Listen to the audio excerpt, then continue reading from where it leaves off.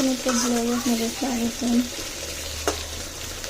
তো রান্না করতে চাপিলা মাছ দিয়ে টমেটো দিয়ে পেঁয়াজটা আগে কষাই নিলাম। আর চারিদিকে তেলাপিয়া মাছ বাড়তেছে।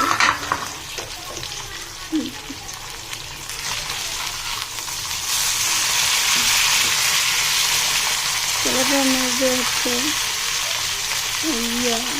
ডাটা দিয়ে চিকেন ডাটা আনছে, ডাটা দিয়ে রান্না করবো।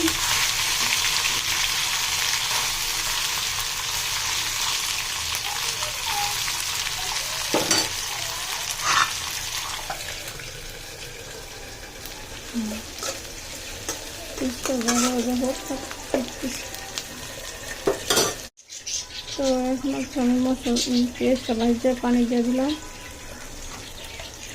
হলুদটা দিয়ে দিতেছি। যেহেতু টমেটো তরকারি টক টক লাগবে, হলুদটা একটু বেশি দিতে হয়, কারণ নাইলে টকের হলুদের কালারটা নষ্ট করে খাইয়া যায়। আর এদিকে হচ্ছে আমি লবণ দিয়ে দিব, লবণটাও বেশি দিব, 1 চামচ 2 চামচ।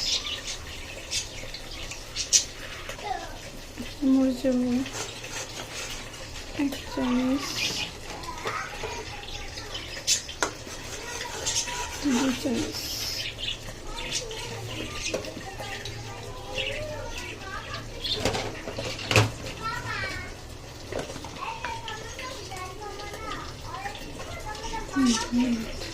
ধনিয়া গুঁড়ো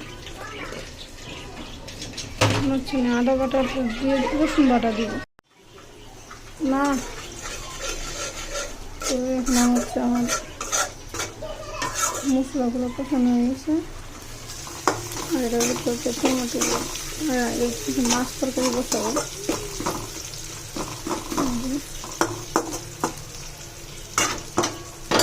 গ্যাসও কমে গেছে, তো এই জন্য টমেটোগুলো কেটে রাখছি।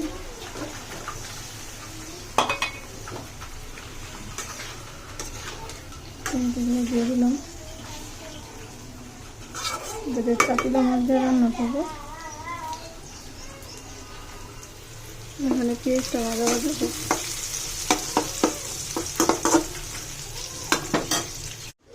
যেমন টমেটোটা দেওয়া হয়ে গেছে। আর এদিকে হচ্ছে মাছ তরকারিটার জন্য সব মশলা দিয়ে দিলাম, হলুদ মরিচ লবণ ধনিয়া গুঁড়ো আর রসুন বাটা সব দিয়ে দিছি। এখন ওটা কষাতে থাক, এটা হইতে থাক।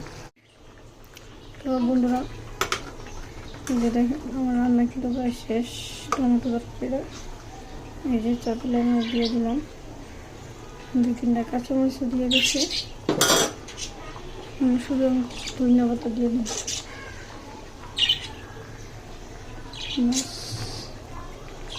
এই রান্নাটা দিচ্ছে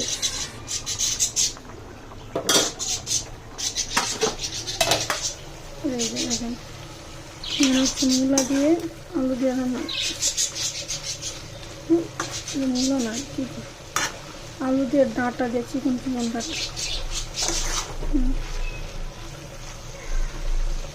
কিন্তু কচু মাছ